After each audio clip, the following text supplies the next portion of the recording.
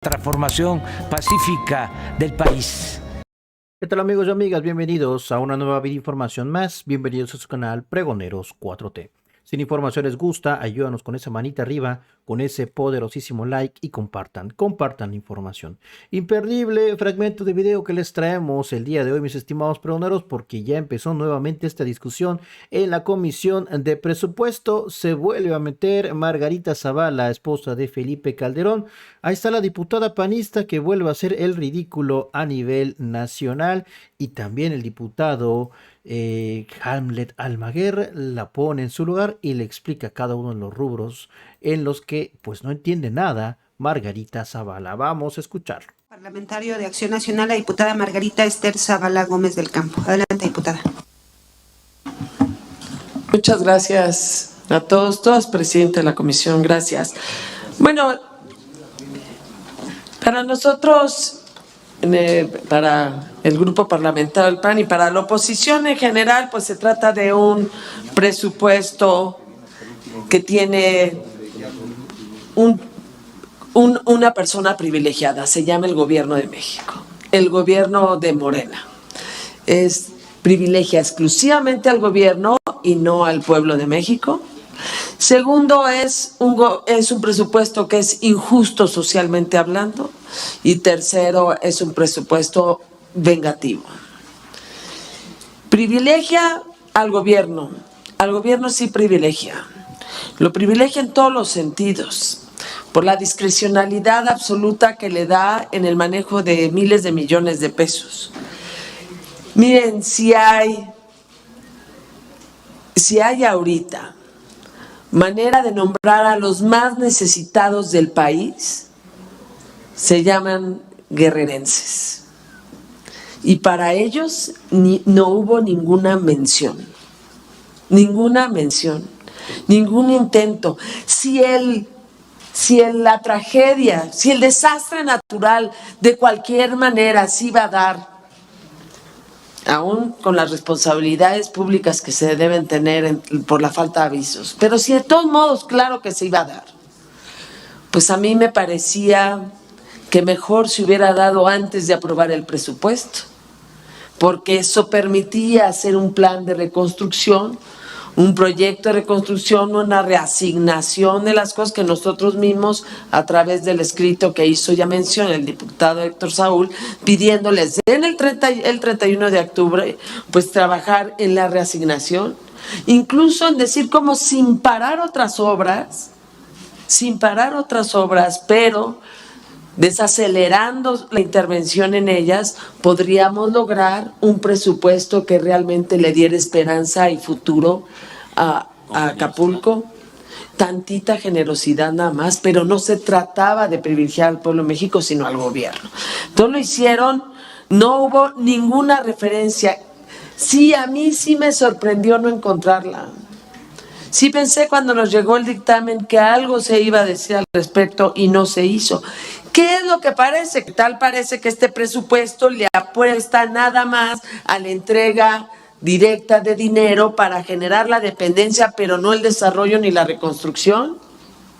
Y sí, ese sí es una visión distinta, porque tenemos que partir incluso de que esto podría ser una oportunidad para un desarrollo integral y ordenado en Acapulco, por ejemplo, y en Coyuca, y en Tecpan, que permitiera el desarrollo integral, pero no se hizo así y ni siquiera referencia hubo, y se dijo de dónde incluso, por aquello de la petición, se podía sacar el dinero, pero no quieren la reconstrucción, sino el sometimiento. Por eso es injusto socialmente, también lo es, porque claro, no hubo idea, como decían, pues demuestra las prioridades. El presupuesto de egresos es una manera de la justicia distributiva del ingreso del país, y entonces ingreso que aportan todos los mexicanos, no es de Morena, no es del presidente de la República ni del Poder Ejecutivo, es de todos los mexicanos.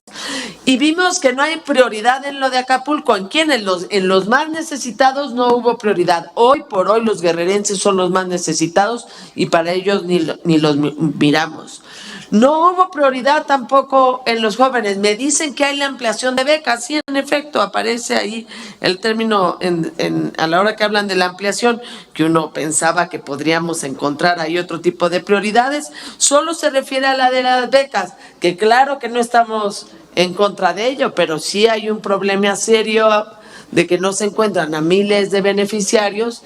Para eso no hay ninguna consideración de recorte, sino al contrario de ampliación, y tiene que ver con una propuesta mucho más clientelar. Entonces no hay prioridad en lo de Acapulco, tampoco hay prioridad en los jóvenes. Fíjense, las universidades y los institutos politécnicos, las universidades tecnológicas y los politécnicos vinieron aquí, nos explicaron claramente de la necesidad que tenían de aumentar su presupuesto y nada les dimos, ni siquiera porque salen por estudiante. Hablaron de que salía 5,000 pesos en lugar de 18,000 como saldría en cualquier otra universidad, como sale en la UNAM. Nada los volteamos a ver. Lo que sí hubo es para el tema clientelar. No hubo tampoco, no fue prioritario la niñez. No lo es, señores, no lo es, aunque lo digan al principio.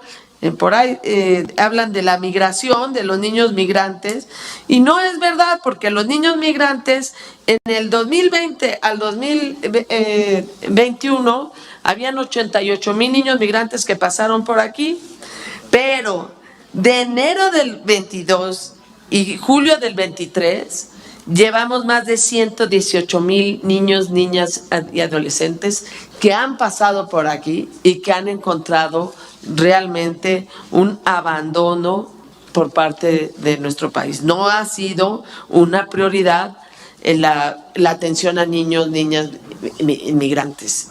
Tampoco lo es.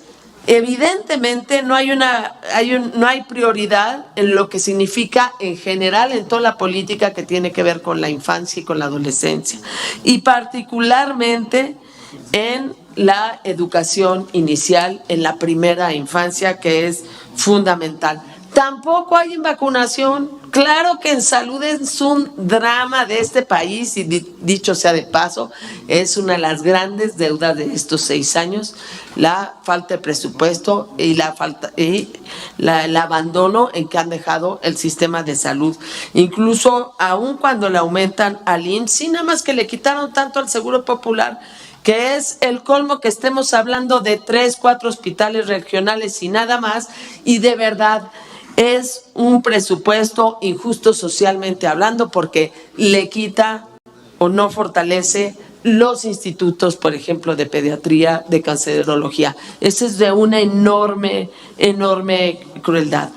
Y por si fuera poco, es vengativo de algo que podría no significar mucho en términos de presupuesto, pero claro que significa para el funcionamiento y para la operatividad del Poder Judicial, de la Federación, en donde le quitan en general 13,000 millones de pesos, pero además, aún así, establecen un 12º transitorio en el que señalan que no van a tocar los derechos de los trabajadores. Pues sí los tocaron,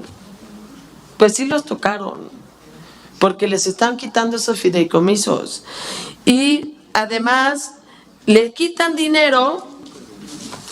Les parece muy superfluo, pues lo de los alimentos y la gasolina, pues para un tribunal, para tribunales de la Federación, pues no es un gasto superfluo el de la gasolina.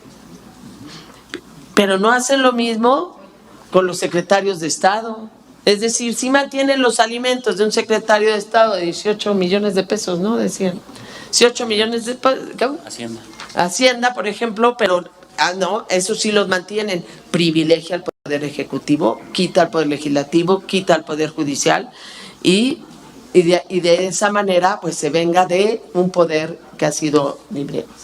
Ahora, que ha sido libre y autónomo frente al Poder Ejecutivo, sí, y para colmo le quita al Tribunal Electoral. Es increíble que en pleno año electoral, en la elección más grande que vamos a tener en la época moderna, al Tribunal Electoral le quitan dinero por los pretextos realmente totalmente superficiales y absurdos.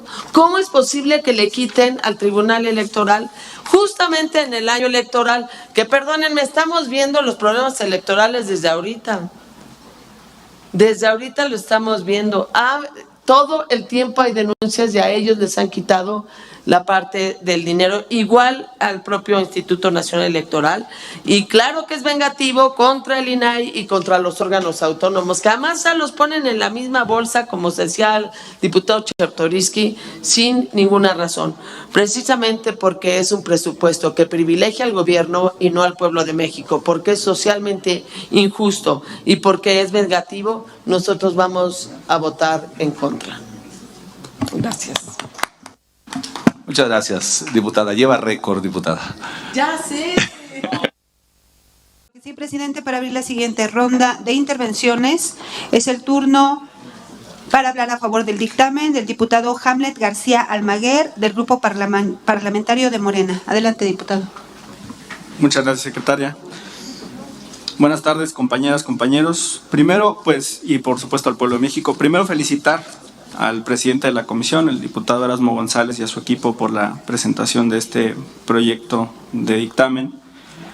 Reconocer desde aquí, desde el Palacio Legislativo de San Lázaro, a los héroes de la Comisión Federal de Electricidad, que minuto a minuto están luchando, más de 2,000 trabajadores de la Comisión Federal de Electricidad, por poner a Acapulco de pie. Si tuviéramos una empresa privada en lugar de una empresa pública, hubieran solicitado recursos multimillonarios por adelantado para dotar de energía a Acapulco. Y además las tarifas estarían por los cielos, como ha ocurrido con olas de calor en Europa, como ocurrió con la ola de frío en Texas y estados vecinos en la Unión Americana. En momentos de crisis, en momentos de catástrofes, se comprueba la importancia de tener soberanía energética, de tener una empresa como la Comisión Federal de Electricidad al servicio de las y los mexicanos. Decirle también a la ciudadanía que los ajustes inician por el propio Poder Legislativo. La Cámara de Diputados, conforme al proyecto que se está presentando, llevaría un ajuste de 937 millones de pesos, una reducción cercana al 10% del presupuesto. Y la Cámara de Senadores, una reducción del 7.6%. Es decir, no estamos ajustando el presupuesto de los órganos o ramos autónomos ni de los otros poderes sin antes tocar el propio del Poder Legislativo y en especial de la Cámara de Diputados. Es mayor el ajuste de la Cámara de Diputados que el del Senado de la República, por ejemplo. Tercero, está en la página 212 del dictamen, pero como siempre pues la oposición no lee los proyectos, la explicación de lo que ocurre con el Instituto Nacional Electoral. Ellos vinieron, estuvieron aquí, presentaron su proyecto y realizaron una distinción muy clara, donde incluyeron cerca de 3,600 millones de pesos de presupuesto precautorio.